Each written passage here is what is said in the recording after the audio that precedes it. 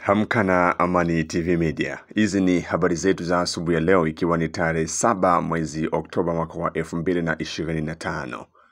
Kutokea mashariki mwa nchi ya Jamhuri ya Demokrasia ya Kongo, hii ni Amani TV Media, kituo bora cha matangazo ambacho kinakuletea habari za ukweli na za uhakika kuhusu yote yanayojiri mashariki mwa DRC, lakini pia ulimwengu mzima. Waligani mpendwa msikilizaji na mtazamaji wetu popote uliko, matumaini yangu makubwa ni kwamba utakuwa salama usalimini. Ninayo furaha tele ya kuweza kukualika katika habari zetu za asubuhi leo, ambazo zinakujia moja kwa moja kutokea mashariki mwa DRC, na zinaangazia tosha kuhusu hali ya usalama maeneo mbalimbali, hususan kwenye uwanja wa vita. Mpendwa msikilizaji na mtazamaji wetu, asubuhi leo tunayo mengi ya kuweza kukutaarifu. Kwa hivyo ili tuende sambamba na kusihi kuweza kusubscribe channel hii, kucomment, lakini pia kusambaza habari zetu kwa walio wengi zaidi. Asubuhi leo tutakujuza kuhusu mapambano makali ambayo yanaendelea huko Masisi kati ya wazalendo na vikosi vya waasi wa M23. Lakini pia tutakujuza kuhusu ni kipi ambacho kimemkuta Kamanda Foka Mike. Mwishowe itakuwa sambamba kwenye kipindi cha maoni aiza sauti ya wananchi, ambako utakuwa na mwalikwa wetu kutoka huko Canada, tukizungumzia kuhusiana na hali ya usalama mashariki mwa DRC. Hivyo kuwa nami mwanzo mpaka tamati.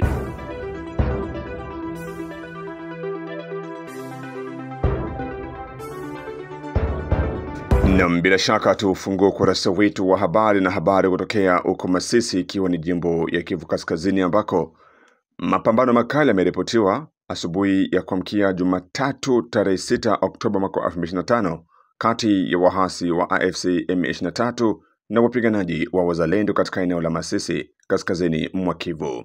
Kwa mujibu wa vyanzo vya maeneo hayo, vinasemea kwamba mapigano hayo yalianza majira ya saa 5 dakika 30 alfajiri katika kijiji cha Ngululu kilichopo katika sekta ya Osobanyungu, kundi la Nyamaboko. Waasi hao wanadaiwa kushambulia ngome za wazalendo, hasa wale wa muungano wa Alliance des Patriotes pour un Congo libéré et souverain unaongozwa na Janvier Karahiri. Mapigano hayo yalisambaa haraka hadi kijiji cha Mikano katika kundi jirani la Mufuni Changa ndani ya uchifu wa Bahunde. Kuongezeka kwa vurugu hizi zimesababisha wakazi wengi kukimbia makazi yao na kuelekea wilayani Walikale, ambayo inachukuliwa kuwa salama zaidi. Hadi sasa hakuna taarifa rasmi inayotolewa kuhusu idadi ya vifo au hasara ya mapambano hayo.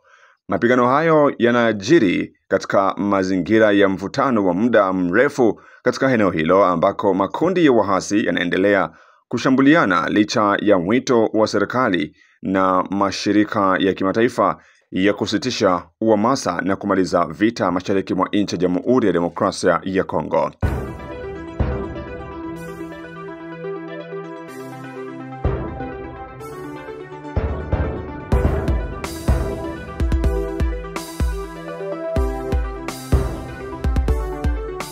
Na kabla tujazungumzia ni kipi ambacho kimemkuta Kamanda Foka Mike, ni vyema pia kutaarifu habari kutoka huko Fizi, ikiwa ni ndani ya jimbo ya Kivu ya Kusini, ambako jiji la Baraka lililoko katika jimbo la Kivu ya Kusini limegubikwa tena na majonzi Jumatatu tarehe 6 Oktoba mwaka wa 2025, ambako watu wawili, mama mmoja na mjukuu wake mdogo, waliuawa kwa kupigwa risasi na watu wasiojulikana katika mtaa wa Kakomba uliopo katika manispaa ya Katanga majira ya saa 1 jioni usiku. Kwa mujibu wa taarifa kutoka eneo la tukio ni kwamba washambuliaji waliingia nyumbani mwa marehemu na kufyatua risasi kwa ukaribu bila kuwapa nafasi yoyote. Hata hivyo, uchunguzi tayari umeanzishwa tarehe 6 Oktoba ili kubaini ni wanani ambao wanahusika na unyama huo. Hali ya usalama katika jiji la Baraka inazidi kuwa ya kutia wasiwasi, ikigubikwa na mawimbi ya mauaji ya kulenga watu binafsi na ukiukaji wa haki za kibinadamu. Kufuatia tukio hili la kusikitisha, harakati ya kiraia ya Machozi ya Raia kupitia mratibu wake mjini Baraka, Aqua Fleming, ametoa onyo kali kwa mamlaka. Katika kauli yake alisema, wakaaji wa jiji la Baraka wamezama tena katika hofu na huzuni kutokana na kuendelea kwa mauaji ya kulenga watu kwa risasi ambayo yamekuwa yakisambaza hofu kila kona. Licha ya miito mingi ya kutaka usalama na haki, wahusika wa matendo haya ya kinyama wanaendelea kutekeleza uhalifu wao bila kuchukuliwa hatua.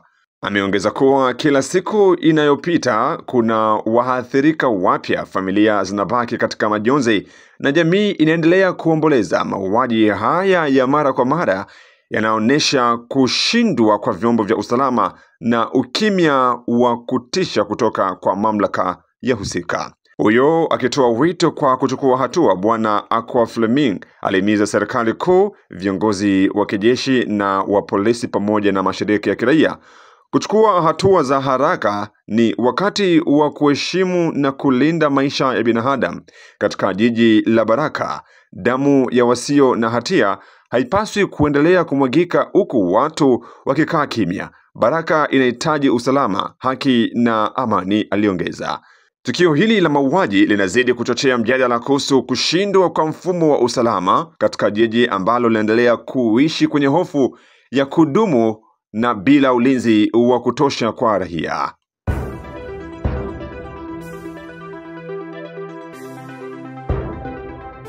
Na mpendwa msikilizaji na mtazamaji wetu, na sasa tujielekeze uko Walungu lakini pia Mwenga, tupate kujua ni kipi ambacho kimemkumba Kamanda Foka Mike, kamanda wa kizalendo ambaye aliacha madaraka ya ubunge na uwaziri ili kujiunga na wazalendo kwa mbinu na kwa lengo ya kuweza kupambania nchi.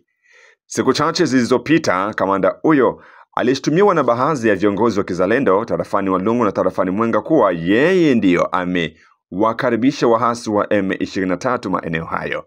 Habari hizi ziliibua maswali huku raia walibaki njia panda. Hata hivyo, kamanda huyo hakuweza kukanusha madai hayo. Hivyo baadhi ya makundi ya wazalendo walijitenga naye na kuona kama yeye ni mmoja miongoni mwa maadui.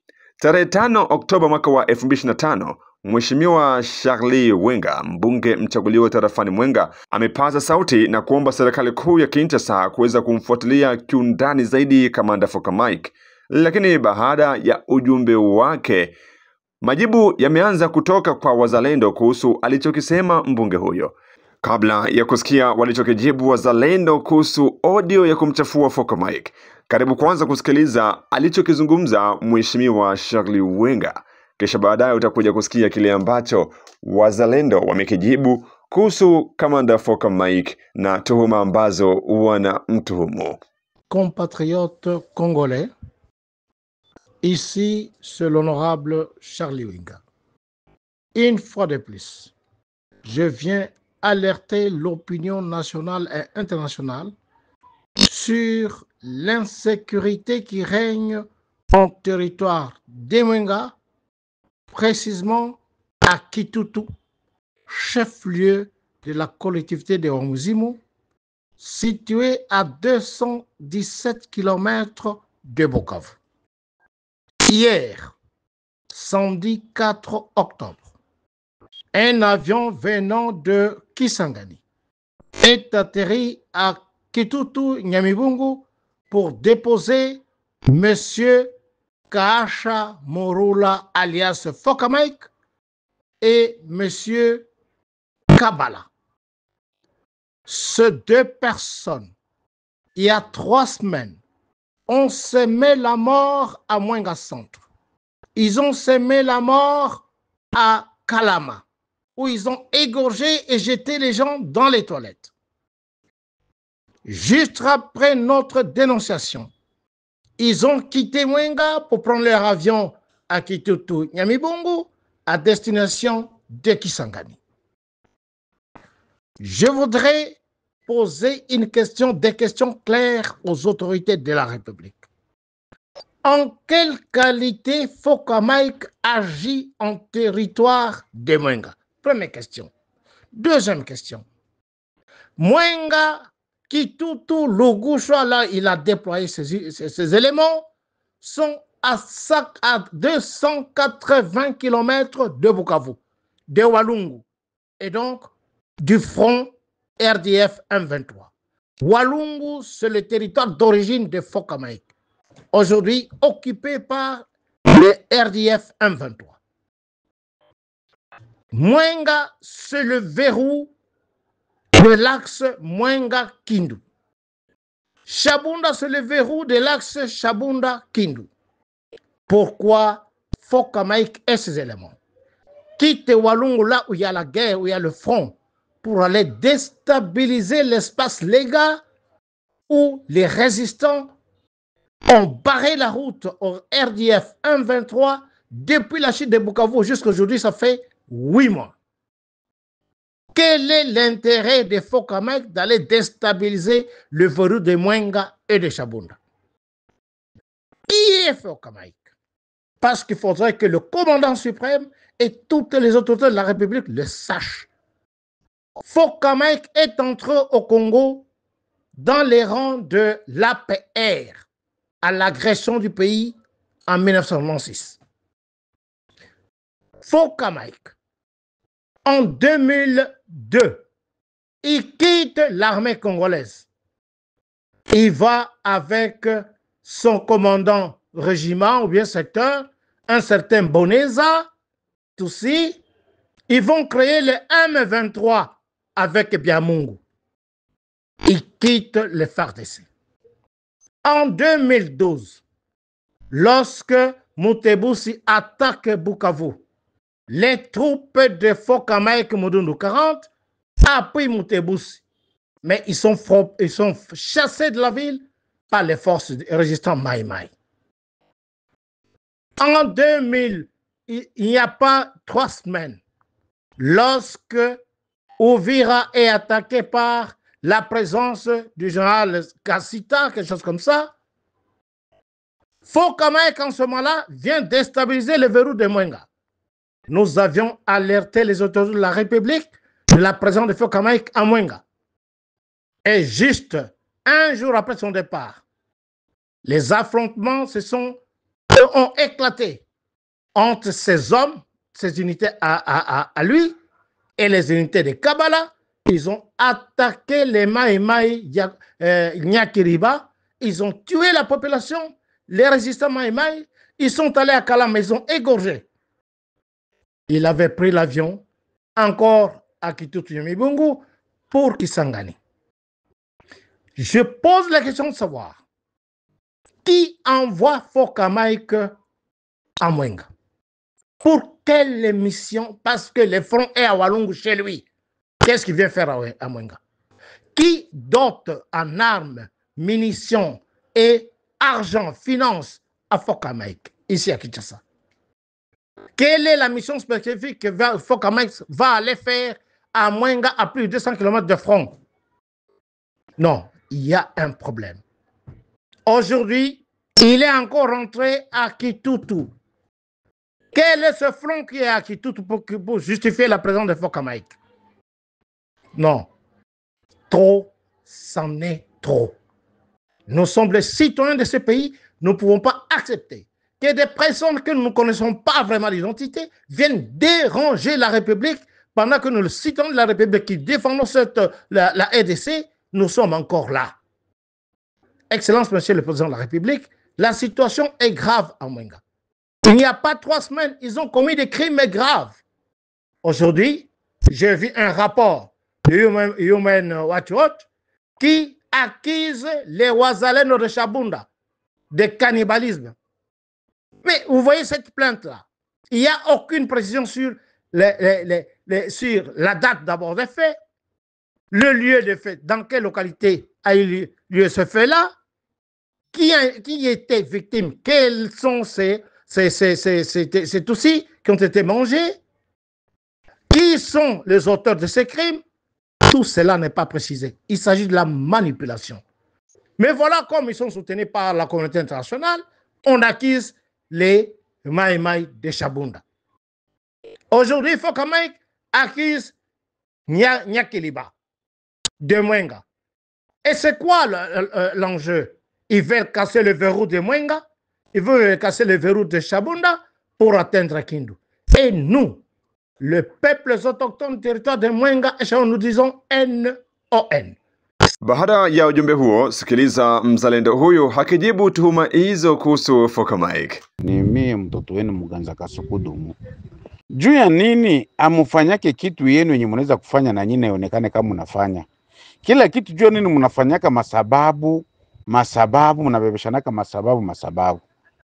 Ule Foka-Mike mnakuaka mnakufa naye kila siku bamwishi mnakufaka nabo kila siku. Territoire ya Walungu njoko kama kushinda territoire ya Mwenga. Territoire ya Walungu iko territoire moya. Shie Barega tuko territoire ngapi? Territoire ya Shabunda, territoire ya Mwenga, Pangi, Walikale. Territoire ine. Territoire mweneza kutufanya nini? Joni ni yenu mabifu wenyewe mnakufaka haikuwake amkwake mnaacha manjeke iko shingi kufa ngi kwa mtu fulani. Bizalugulu, Barega, territoire ya Mwenga. Mwache ilikuwa natukanaka batu kukwaka nempitaka batu. Foka-Mike iko persone morale. Unazo le Foka-Mike ndio anapiganaka vita epeke. Ao sasa tunapiganaka vita, sasa tunaendaka kuvita kwenda kuvita. Tuko napiganaka shepeke. Si tulikuwa tuko na batu. Tunapana tuko manima. Ule nakiliba mko mnasema kufroga ni kwenye iko. Mniambie kufroga nyane anafunga. Pale Mwenga kuko fro, M23 ko pale. Kwenye natileta major kwenye wale biko napigania, balikuwa napigania na wenzake. M23 nafanya miezi ngapi biko tubimbi. Yena kiliba mwenyeko na nguvu na mwenyeko na susia territoire ya Mwenga. Kwa nini aende kufungia Kirungutu, aende kufungia tubimbi? Shiwe tuko tunasema mnayua, shiwe tuko tunasema tulifungiaka njia wapi? Shimi nilikuwa nekala tubimbi. Na acha territoire yetu navuka naingia mu territoire ya batu, ndio mimi kuchungia kwa adui. Ndio asingie mu territoire yetu. Ya pili, Foka-Mike yepeke wala mushi yepeke. Mko naanza gouvernement ya bamushi tu. Hamuna vingine batu. Wakati gouvernement Foka-Mike ndio alikuwa Goma. Wakati Goma ilianguka. Foka-Mike alikuwa Goma. Foka-Mike penjo aliangushaka Goma. Sasa alikuwa Bukavu. Kule Makale kwenye M23 ukiwa napita Maminova mawapi. Foka-Mike nyuma alikuwa kule. Mimi mnapendaka tu kubebeshana mamizigo. Saa hii mu territoire ya Mwenga, M23 hamuna batoto ya Mwenga benye wanaweza angusha ile Mwenga, benye wanaweza pana ile pla. Tuambianaki kweli. Maire de la ville ya Bukavu ni nani? Maire de la ville ya Bukavu haiko mzaliwa pale Mwenga. Sitataja jina yake mnamuyua. Alikuwa kama enseignement mbele. Hawezi pana ile Mwenga. Hawezi pana play ile Mwenga. Kuchoka kuhesabia na bengine. Batoto ya Mwenga ngapi biko pale? Nakili bapi ndio mtoto wa Mwenga tu. Nzebede iko pale. Lueso iko pale Obiula. Kimbwambo iko pale. Mande iko pale. Nani alikuwa Ibanda biko pale. Banduku tukwe naacha vile kwa chafulaka jina ya batu bure.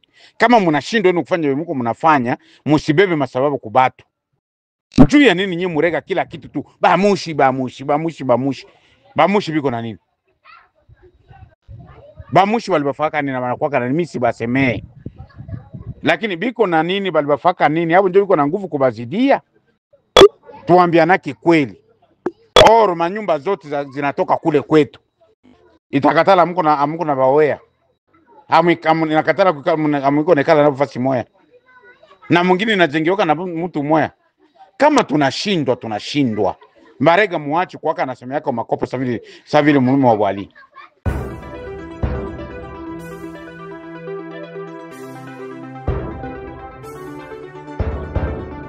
Na kama nilivyokuarifu mpendwa msikilizaji, na sasa tuende moja kwa moja kwenye kipindi cha Sauti ya Mwananchi. Na leo tunampokea ndugu Isapasapa, mkahaji wa tarafa la Fizi, lakini kwa sasa anapatikana huko Canada, kwenye uchambuzi wa kina kuhusiana na vita vya mashariki mwa nchi ya Jamhuri ya Demokrasia ya Kongo. Mheshimiwa Isapasapa kutoka hapo Canada ambako unapatikana uhamishoni, karibu kwenye kipindi chetu cha Sauti ya Mwananchi. Unafikiria ni kipi ambacho kinapelekea vita vya mashariki mwa nchi ya Kongo kupamba moto kwa miongo yote hii, na kipi ambacho kifanyike ili kuhakikishia kwamba vita vinafika kikomo? Una pendekezo gani kwa serikali lakini pia kwa jeshi la Kongo kuhusiana na vita hivi ambavyo vinaendelea kusababisha vifo vya Wakongomani kila kukicha? Karibu kwa mazungumzo ya kina.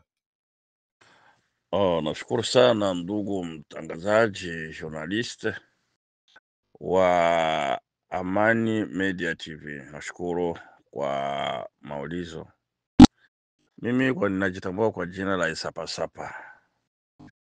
Niko mjini Canada hapa. Kwa hiyo mimi ni mtoto wa Fizi halisi wa baba na mama katika sekta ya Tanganyika. Gisi upande wangu mimi naweza kusema kwamba ambavyo tunavyosikia hali ya vita, mimi mara mingi nasema kwamba naona hii gere ya Kongo ni kama vile ile gere conventionnelle. Habiwezekani mtu kuna ingengea mwako kisha wewe unampiga on les a repoussés. Est-ce que ni vita au ni nini? Wewe ushaingia nyumba yangu kisha nakusukuma tu wewe napaswa nione nihakikishe kama umetoka ndani ya ua, yani gate yangu lupango. Kama atuyaingia ka Rwanda vita ishaka jamais, hadi passer 20 ans vitarudia tena. Tupige Rwanda tubomoe vitu fulani, naye aingia hasara, naye apate akili. Sisi bana muache ni hiyo community international itasema no, tuache Rwanda, toka haraka. Lakini gouvernement ya Kongo iko pale dialogue. Rwanda atatoka haye kama mtu anakuwa mtoto. Unaweza kama atatoka hivi tu, anapaswa kutoka kwa mtoto. System iko pale kumaliza vita, sio ma dialogue yenyewe sisi ndio tunatafuta. No, ni adopte ba wazalendo ma vifaa vya kuonekana bataingia Rwanda. Ni simple, tunapewa njia na Burundi pale, tunaingia ngambo za huko basi. C'est ça le problème. Imagine ndo solution yote kwenda wapi kwenda, no solution tuingie Rwanda. Mfano ndugu yangu journalist, habiwezekani usimamishe maji katikati itadeborde. Me banafungaga maji pale kursusi yenyewe natoka maji. Ba M23 shaingia Mkongo, banaganywa place. Esko unaweza kama ili vitu vitamaliza, hata mupige haya, hata mupige havitawezekana. Mkiwapiga ba mingi kata nasikia kata sana kufa tena banaingia juu.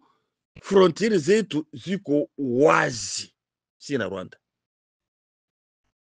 wazi. So ili fuku kupiga pale kwenye kunatoka wale wako wenyewe wanatoka wanaingia, ndio kupiga pale. Mimi nawaza watakimbia na kesho tunaingia Rwanda. Tukiingia Rwanda tu meme ini semeni tu kumule mtutu vita vinaisha.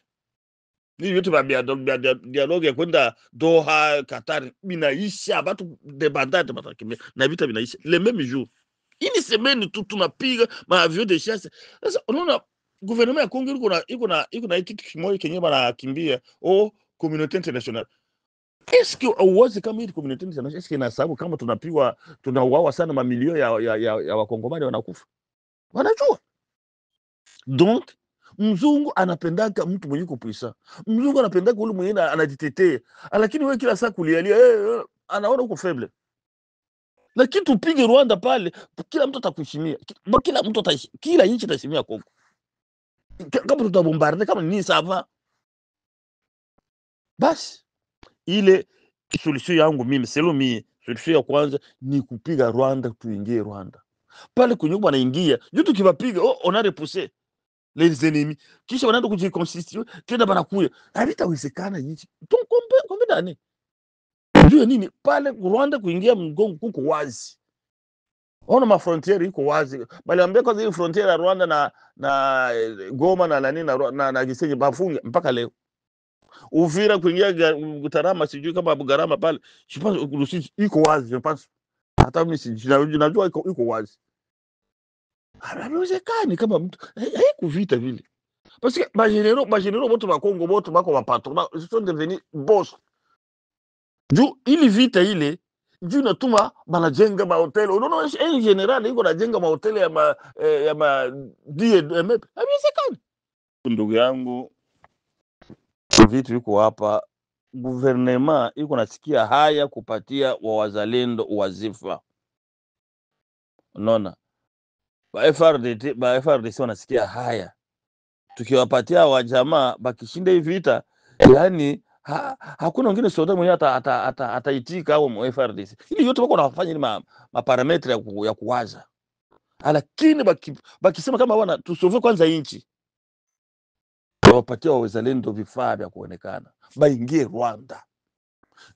Mimi kitu changu cha kwanza na cha mwisho na nani bana bale batu, il faut Congo ba wazalendo en passant par le Burundi baingie Rwanda, bapigane meme ini semaine inasifiri, ini semaine ina trouble Rwanda, vita vinaisha. Vita vinaisha. Bisi haiwezekani wewe bako unakuataka atake hakuna contre offensif. Haiwezekani. Ndio paswa kupiga. Na wewe uingie. Lakini tunarepousser. Banaenda kama ni kilomita 5-6, tunarepousser. Banaenda kujiconstituer tena banaingia. Sasa haitaishaka. Finalement kutakuwa siku moja tu banavamia nchi, wanafanya coup d'etat, tupasha kwa mule ndani. Hivi kwa mule ndani, c'est fini. Kama tukufanya nini na sisi tuende kubatake kupitia huko. Sio kama kuna system ya kudeborder. Na sisi tu deborder tuingie Burundi ale. Wanakuta kule mangozi kule tunawapiga huko nyuma. Hii vita inaisha kabisa. Burundi anatusaidia pale. Ili wenyewe unaenda kule nani banakuwa banaenda kupigania ndani huko sio mabinembe manini. Na sisi tuna contourner kule Burundi, tunaenda kupiga ngabo za kule na Kigali. Directement. A partir ya ngozi tunaingia nani Kigali. Na tukiturubule Kigali communauté internationale itatafuta solution. Na tusubiri communauté internationale, nchi yetu itakuwa toujours faible. Banajua puissance yetu tuko nayo. Bana tu distraire. Ona leo bali tuletea MONUSCO. Bana tulaga mwaka. Utasikia tena ingine hii tunataka mandate taisha tena. Utasikia banaongeza ingine mwaka. Hivyo na hivyo mpaka itafika 30. Sasa hii nchi ni nchi gani ya Kongo vraiment? MONUSCO iko nafanya tena hii mandate itaisha tena Desemba. Utasikia tena banaongeza. Hawafanye kitu, bako mule M23 banaua watu. Sasa hatuelewi gouvernement ya Kongo iko wapi? Est-ce que vraiment ile kuwa na ministre wa mingi 50 ministre ndo basi ndugu yangu, ndo maoni yangu, basaidia wazalendo kila kitu, wapatie vifaa na wazalendo bao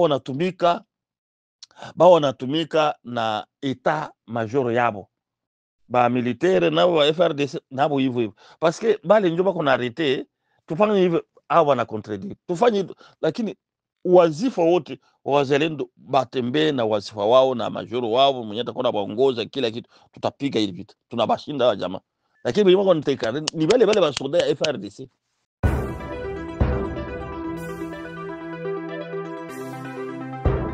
Na mpendwa msikilizaji na mtazamaji wetu, huyo ni Mheshimiwa Esapa Sapa kutoka huko Canada, akiwa ni mzaliwa wa tarafani Fizi, jimboni Kivu ya Kusini, akitoa mtazamo wake kuhusiana na vita vya mashariki mwa nchi ya Jamhuri ya Demokrasia ya Kongo kwenye kipindi cha Sauti ya Mwananchi. Asante kwa muda wako kuwa nasi katika habari zetu za asubuhi ya leo. Usisahau kusubscribe, kucomment, lakini pia kusambaza habari zetu kwa walio wengi zaidi. Hii ni Amani TV Media. Basi tukutane tena katika habari zetu za hapo baadaye. Kwaheri.